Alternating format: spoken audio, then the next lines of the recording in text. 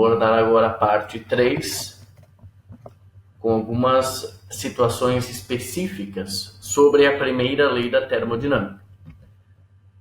Então, nessa aula, eu vou falar sobre a capacidade calorífica dos gases e vou considerar as substâncias que se expandem quando são aquecidas. Então, temos a seguinte situação. Um determinado gás, ele será aquecido até atingir uma determinada temperatura. Então, você vai aquecer um gás até uma determinada temperatura. São possíveis dois processos, um isobárico ou um volumétrico. Então, esse aquecimento pode ocorrer por meio de um processo isobárico ou por meio de um processo isovolumétrico. Pergunta: em qual processo a quantidade de calor fornecida ao gás será maior? Então, tanto no processo isobárico quanto isovolumétrico, o gás receberá calor, de acordo com essa situação. A pergunta é a seguinte: em qual processo a quantidade de calor fornecida ao gás será maior? No processo isobárico ou no processo isovolumétrico? Vamos analisar a situação utilizando a primeira lei da termodinâmica. A primeira lei da termodinâmica afirma que a variação de energia interna é o calor menos o trabalho. De acordo com o enunciado, esse gás vai atingir uma determinada temperatura e ele vai partir de uma temperatura inicial. Então, independente do processo, se ele for isobárico ou isovolumétrico, a temperatura final é a mesma. Assim, a variação de energia interna nesse processo, numa transformação isovolumétrica, que eu chamo de processo 1, a variação de energia interna no processo 1 vai ser exatamente igual à variação de energia interna no processo 2, que envolve uma transformação isobárica. Então, já podemos escrever que ΔU1 isovolumétrica igual ΔU2 isobárica. Vamos lá, numa transformação isovolumétrica, o volume é constante. Vamos escrever a primeira lei da termodinâmica inicialmente. ΔU1, a quantidade de calor fornecida a volume constante, eu vou usar um Q, V, índice V, menos o trabalho. Mas, na transformação isovolumétrica, esse trabalho é zero. Então, vou colocar o zero aqui. ΔU vai ser exatamente igual à quantidade de calor a volume constante. Então, podemos escrever que a variação da energia interna 1, nesse processo 1, é exatamente igual à quantidade de calor a volume constante. Já numa transformação isobárica, você tem o trabalho. Então, ΔU2 é igual à quantidade de calor à pressão constante menos o trabalho. ΔU2 vai ser a quantidade de calor à pressão constante menos o trabalho. Podemos escrever, então, que a quantidade de calor à pressão constante é a variação de energia interna 2 mais o trabalho. Mas vamos relembrar que a variação de energia interna é a mesma nas duas situações. Então, ΔU1 é exatamente igual a ΔU2. E ΔU1 é igual a QV. O que eu vou fazer agora é substituir aqui, nesse termo aqui, ΔU2 por ΔU1, que é a mesma coisa que QV. Então, podemos estabelecer uma relação matemática agora entre a quantidade de calor, a pressão constante e a volume constante. Temos que a quantidade de calor, a pressão constante, é igual a quantidade de calor a volume constante mais o trabalho. Ou seja, a quantidade de calor que eu gasto será maior a pressão constante. Por quê? Porque a energia fornecida ela vai ser utilizada também para realizar trabalho. Podemos pensar então dessa forma. Quando você tem uma transformação isovolumétrica, essa quantidade de calor a volume constante é usada apenas para variar a energia interna. Quando você tem uma transformação isobárica, essa quantidade de calor ela vai alterar a temperatura, mas também vai realizar trabalho. Então a resposta à nossa pergunta, em qual processo a quantidade de calor fornecida ao gás será maior? Quando você tem uma transformação isobárica. Você precisa de maior quantidade de calor se comparado com uma transformação isovolumétrica. Então, quando falamos em quantidade de calor, nós temos que analisar se a transformação ela é realizada a volume constante ou se ela é realizada a pressão constante. Eu vou analisar aqui a transformação isovolumétrica. Então, nós já vimos que ΔU igual QV menos trabalho. O ΔU, de acordo com o que a gente já viu agora, é igual a QV. Mas o que é quantidade de calor? Quando nós estudávamos lá na calorimetria, vamos lembrar que a quantidade de calor, lá na calorimetria, a gente relacionava a capacidade térmica vezes a variação de temperatura. Ou massa vezes o calor específico vezes a variação de temperatura. Eu vou utilizar esse C maiúsculo, eu vou chamar isso de capacidade calorífica. Capacidade calorífica.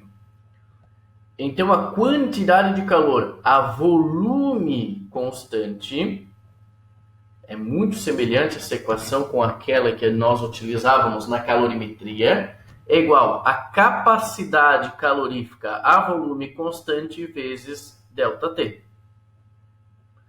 E eu também sei que quantidade de calor a volume constante igual a ΔU1. Então, substituo no lugar de quantidade de calor a volume constante, eu tenho esse termo. Então, ΔU é igual a capacidade calorífica a volume constante vezes ΔT. Se nós pensarmos nós podemos pensar aqui numa definição da capacidade térmica a volume constante, se nós conhecermos como varia a energia interna em função da temperatura, fazendo esse dU dt. Então, a capacidade térmica a volume constante, a capacidade calorífica a volume constante, vai ser dado por dU dt. Então, vamos relembrar isso.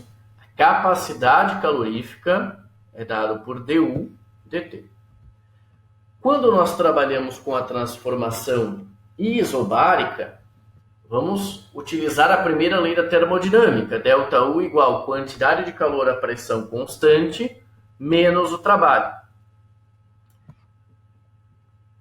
Utilizando o mesmo raciocínio da calorimetria, a quantidade de calor a pressão constante vai ser a capacidade calorífica a pressão constante vezes ΔT. Aí vamos relembrar uma coisa importante, que quantidade de calor a pressão constante é igual a ΔU mais o trabalho. No lugar da quantidade de calor a pressão constante, eu escrevo CP ΔT igual a dU mais trabalho. Se eu pegar um elemento, uma variação de temperatura infinitesimal, pensando também num trabalho infinitesimal, eu posso escrever essa relação da seguinte forma: CP vezes dt igual a dU mais P dV. Então, a gente vai fazer aqui uma equação que relaciona a capacidade calorífica à pressão constante dt igual du mais PDV. Por quê? Porque o trabalho é dado por PDV, conforme já vimos em vídeos anteriores. Mas observem que eu posso isolar esse du. Se eu escrever o du, eu posso escrever o du como sendo CV vezes dt. E eu vou substituir então esse du, no lugar desse du, eu vou colocar CV dt. Eu tenho agora então CP dt é igual a CV dt mais P dV. Qual é o objetivo agora? Relacionar a capacidade calorífica, a pressão constante, com a capacidade calorífica a volume constante. Estabelecer uma relação entre elas. Se eu sei a capacidade calorífica a pressão constante, teria como eu calcular a capacidade calorífica a volume constante? Vamos então lembrar novamente da lei geral dos gases perfeitos, PV igual a nRT. Se eu pegar um elemento infinitesimal, eu posso escrever essa equação da seguinte forma: dP vezes V mais PdV igual a nR dt. Então, essa equação, eu posso também, pensando num elemento aqui infinitesimal, eu posso escrever dPV mais PdV igual a nR dt. Como a transformação é isobárica, dP é zero. E aí, no lugar de PdV, eu posso escrever nR dt. Então, no lugar dessa equação aqui em cima, no lugar de PDV, eu vou escrever nR dt. E aí nós substituímos e vamos obter CP dt igual a CV dt mais nR dt. Então, mais o nR dt. dt, dt e dt. Você cancela, você corta aqui, né? Você vai excluir aqui e você vai obter CP é igual a CV mais nR. Então, a capacidade calorífica à pressão constante, ela é maior do que a capacidade calorífica a volume constante por um termo mais nR. E isso está de acordo com o que falamos inicialmente. Eu preciso de maior quantidade de calor para esquentar um gás a pressão constante do que para esquentar um gás a volume constante. Isso implica que a capacidade calorífica de um gás a pressão constante ela é maior do que a capacidade calorífica de um gás a volume constante. Mas como é que a gente poderia, então, sabendo essa relação entre as capacidades caloríficas, como é que poderíamos aplicar isso? Então vamos relembrar de um gás monoatômico. Quando nós estudamos a teoria cinética dos gases, eu abordei um gás monoatômico e deduzimos inclusive a energia interna, que era por 3 meios de nRT. Exemplos de gases monoatômicos: hélio, neônio, argônio, criptônio, xenônio. Então você tem todos esses gases aqui, eles são gases monoatômicos. A energia interna, nós sabemos que ela é uma função da temperatura. Ela é dada por 3 meios de nRT. Analisando esse slide, voltei um pouco aqui, nós temos uma definição para a capacidade calorífica a volume constante. É dada por du sobre dt. Então, capacidade calorífica a volume constante, du por dt. du por dt, fazendo a derivada aqui, nós temos que a capacidade calorífica a volume constante é igual a 3 meios de nR. Utilizando essa relação entre CP e CV, se o CV é 3 meios de nR mais nR, eu tenho então que o CP, para um gás monoatômico, é 5 meios de nR. Observem que aqui eu só tenho um número de mols. Então, se eu tenho um mol de hélio, mas se eu tenho um mol de argônio, a capacidade calorífica, volume constante e a pressão constante, elas são iguais tanto para o hidrogênio quanto para o argônio, por exemplo. Outra análise muito importante é a capacidade calorífica molar. Então, nós temos aqui a capacidade calorífica do gás a volume constante e a pressão constante. E nós vamos definir a capacidade calorífica molar, que é a capacidade calorífica dividido pelo número de mols. Então, se eu dividir 3 meios de NR por N, 5 meios de NR por N, eu vou obter que a capacidade calorífica a volume constante é dada por 3 meios de R. A capacidade calorífica molar. E a capacidade calorífica molar a pressão constante é 5 meios de R. Diminuindo o Cp menos Cv, eu tenho R. Posso relacionar, então, que a capacidade calorífica molar a pressão constante menos a capacidade calorífica molar a volume constante é igual a R. Agora, o que acontece se eu dividir a capacidade calorífica molar por R? Eu tenho... Se eu pegar a capacidade calorífica molar e dividir por R, eu vou ter 3 meios de R sobre R, 1,5. E isso independe do gás monoatômico. Hélio, neônio, argônio, criptônio, xenônio. Vamos observar então que se eu dividir a capacidade calorífica molar a volume constante por R, eu tenho 1,5. Nessa tabela, nós temos alguns gases e nós temos essa relação, que é a capacidade calorífica molar a volume constante dividido por R.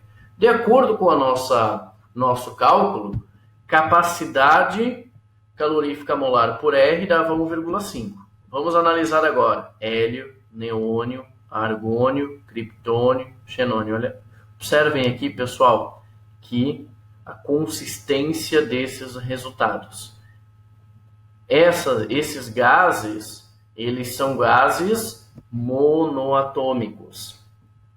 E para esses gases monoatômicos, a capacidade calorífica molar a volume constante por R é aproximadamente igual a 1,5. Nós podemos observar aqui a consistência desse resultado. Então, quando nós falamos lá na teoria cinética dos gases, e quando a gente analisa os resultados experimentais, nós percebemos uma grande consistência com os resultados experimentais. Entretanto, os cálculos que eu apresentei agora valem para um gás monoatômico.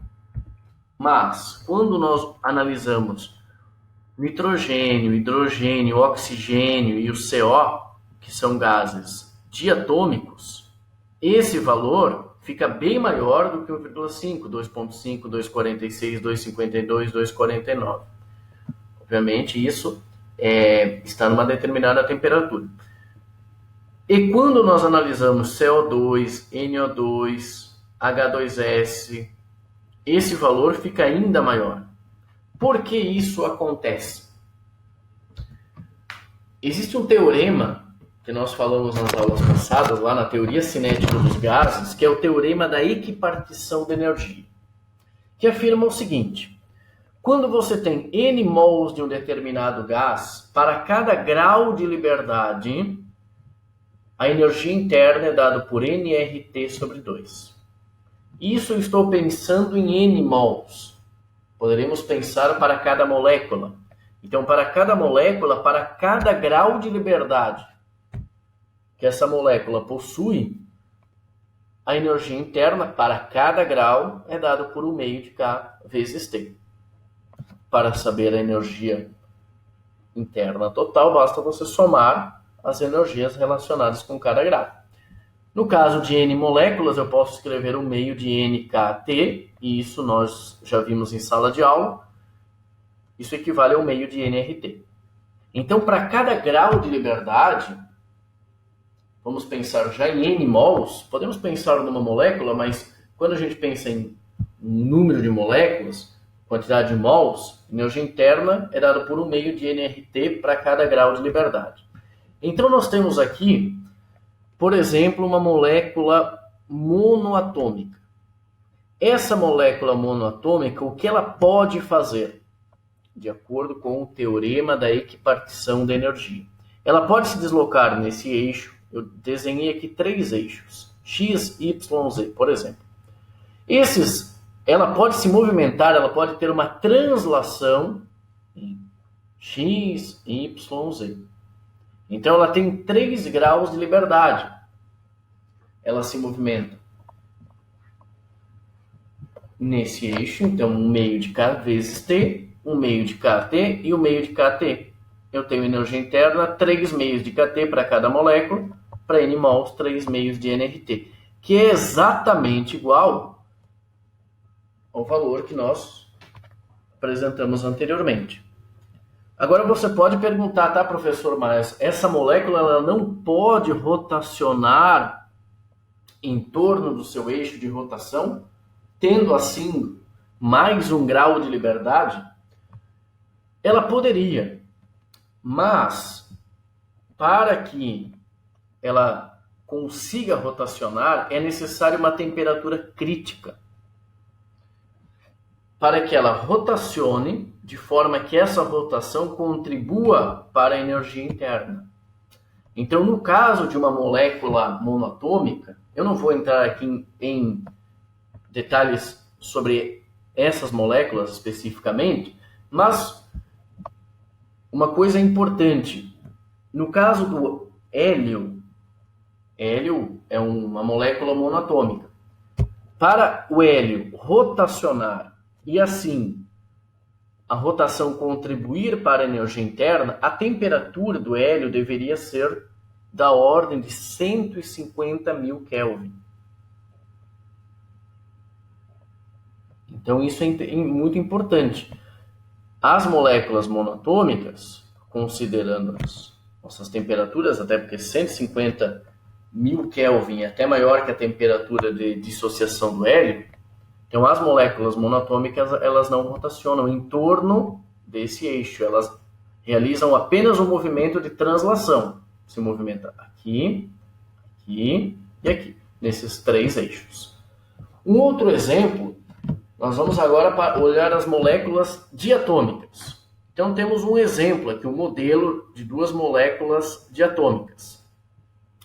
Nós temos aqui essa molécula, ligada aqui com essa molécula aqui.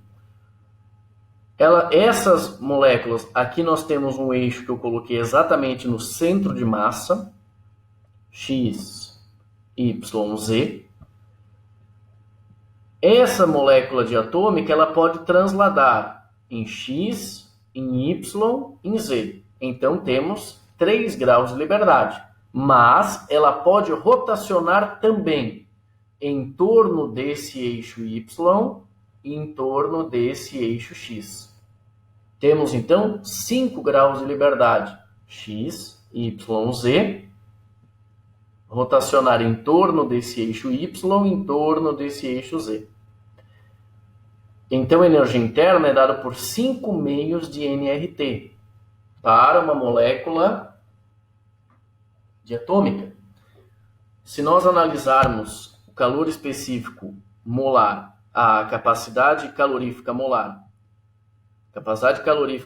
a volume constante, ela é dada por 5 meios de R. Se eu dividir por R, eu tenho aqui a capacidade calorífica molar a volume constante dividido por R é 2,5. Que é muito consistente com esses resultados experimentais. Então, quando nós analisamos o nitrogênio, o hidrogênio, o oxigênio, o CO, por exemplo, nós observamos que CV' por V sobre R é muito próximo de 2,5. O que isso implica? Que isso fornece para a gente uma informação muito importante sobre a estrutura da molécula. Então, essa molécula ela pode rotacionar em torno desse eixo e desse eixo. Ela não pode rotacionar em torno desse eixo, considerando esse nosso modelo. Nem estou associando uma vibração das moléculas aqui também. E, por acaso, se eu tenho uma outra configuração, eu também tenho que analisar os graus de liberdade. Um exemplo interessante é o hidrogênio. Então, no caso do hidrogênio, quando nós analisamos aqui, o hidrogênio, ele é uma molécula diatômica. 2,46. Vamos pensar aqui o hidrogênio. Mas quando a gente analisa o hidrogênio, eu só vou observar a capacidade calorífica molar a volume constante dividido por R. Quando você tem um gás monoatômico, capacidade calorifica molar a volume constante por R é 1,5. E aí eu estou pensando numa molécula que apenas faz um movimento de translação. E quando eu tenho a capacidade calorífica molar a volume constante por R 2,5, estou pensando nessa molécula diatômica que pode transladar, mas também pode ter 2 graus de liberdade para rotação.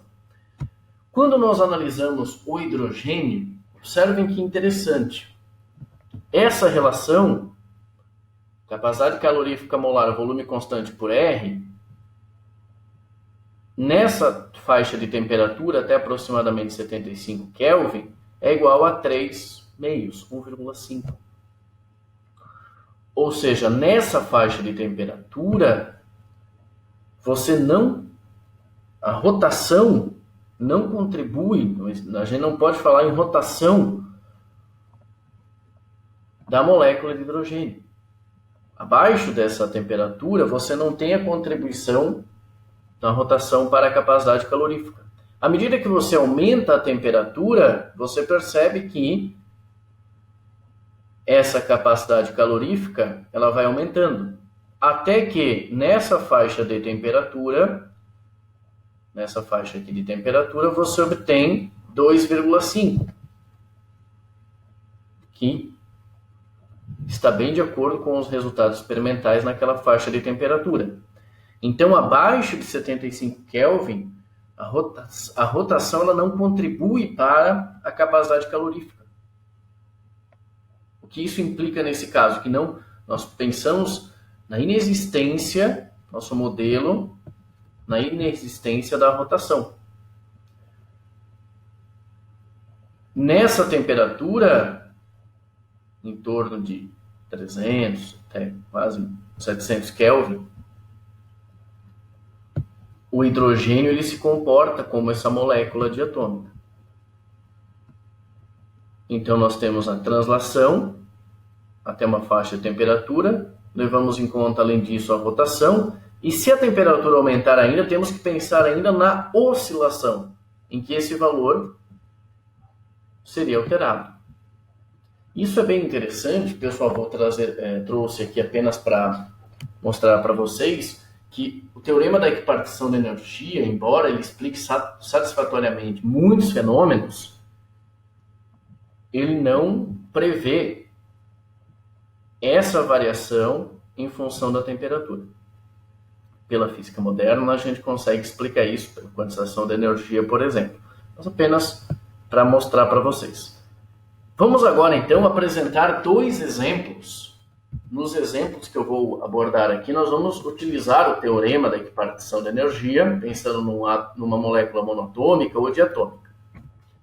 Exemplo: 2 mols de um gás monatômico sofrem uma transformação termodinâmica ABC, conforme mostra o gráfico a seguir.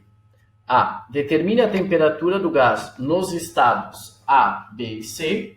B. Determine o trabalho, a quantidade de calor cedida a recebida. e a variação da energia interna nos trechos AB, BC.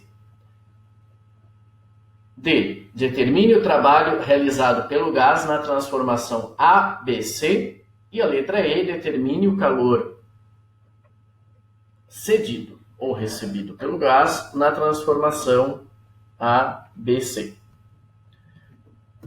Nesse gráfico, nós temos o gráfico da pressão pelo volume.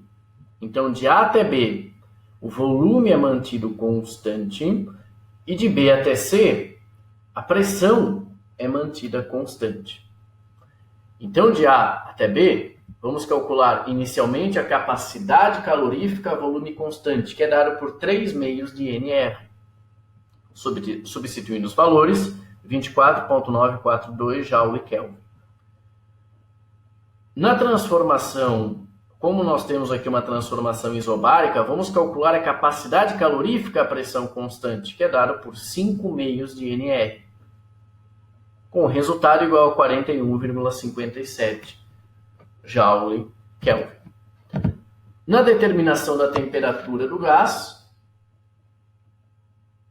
vamos utilizar PV igual a nRT, em que temos a temperatura do gás em A, 601,4 Kelvin, em B, 902,1 Kelvin e em C, 3.608,4 Kelvin. Vamos então calcular. Já temos a letra A, vamos lá. Calcular a letra B, a letra C e a letra D. Letra B. Determine o trabalho, a quantidade de calor cedida, recebida e a variação da energia interna nos trechos AB e BC. Vamos calcular a quantidade de calor de A até B. Quantidade de calor é igual a capacidade calorífica vezes ΔT. Capacidade calorífica a volume constante, porque essa é uma transformação a volume constante, vezes ΔT. A temperatura final menos a inicial, a quantidade de calor de A até B, 7.501 joules. Como o volume permaneceu constante, o trabalho é zero. Então, a variação da energia interna de A até B é igual à quantidade de calor de A até B menos o trabalho. Quantidade de calor de A até B, 7.500,1, menos o trabalho, que é zero. A variação da energia interna, 7.500,1. BC. O trabalho de BC, como é uma transformação isobárica, podemos utilizar PdV, pressão 150.000, dV 0,3, variação de volume, ΔV, 45.000 joules. A quantidade de calor é dado por Cp, porque agora temos uma pressão constante, vezes ΔT. Capacidade calorífica a pressão constante, já calculamos. A variação de temperatura, 3.608,4 menos 902,1. O resultado, 112.500,9 joules. Para calcular a variação da energia interna de B até C, nós temos a quantidade de calor de B até C menos o trabalho de B até C. Esse é o valor, 67.500,9. Fiz uma tabela para auxiliar aqui o cálculo, em que vamos colocar nessa coluna a transformação AB, BC total, ABC. A quantidade de calor, o trabalho e a variação da energia interna. AB, 7.500,1. A quantidade de calor, de B até C, 112.500,9. Para calcular a quantidade de calor total, basta somar esses valores, 120.001. O trabalho, AB mais BC, o trabalho total foi a soma desses dois valores, 45.000. Para você calcular o ΔU, você pode calcular isso de duas formas. Você pode calcular a quantidade de calor total menos o trabalho total, 75.001, ou você pode somar as variações de energias internas. Então, 7.500,1 mais 67.500,9, 75.001. Então, tanto faz. Você pode somar as variações da energia interna ou você pode diminuir a quantidade de calor menos o trabalho. Vou apresentar agora um último exemplo sobre esse assunto. Exemplo 2. 0,5 mols de um gás monatômico sofre uma transformação termodinâmica ABCA. Agora nós temos, pessoal, um ciclo, conforme mostra o gráfico a seguir. Determinar a temperatura nos estados ABC, determinar o trabalho, a quantidade de calor envolvida em cada trecho e determinar o trabalho realizado pelo gás no ciclo e o calor cedido ou recebido pelo gás no ciclo. Então, nós temos agora uma transformação cíclica. A, B, B, C, CA. Inicialmente, nós já vamos identificar que nós temos aqui uma transformação isocórica, realizada a volume constante, outra transformação isobárica, realizada, aliás, a pressão constante. Vamos calcular CV, porque é um gás monatômico, nos dois exemplos, gases monatômicos, CP.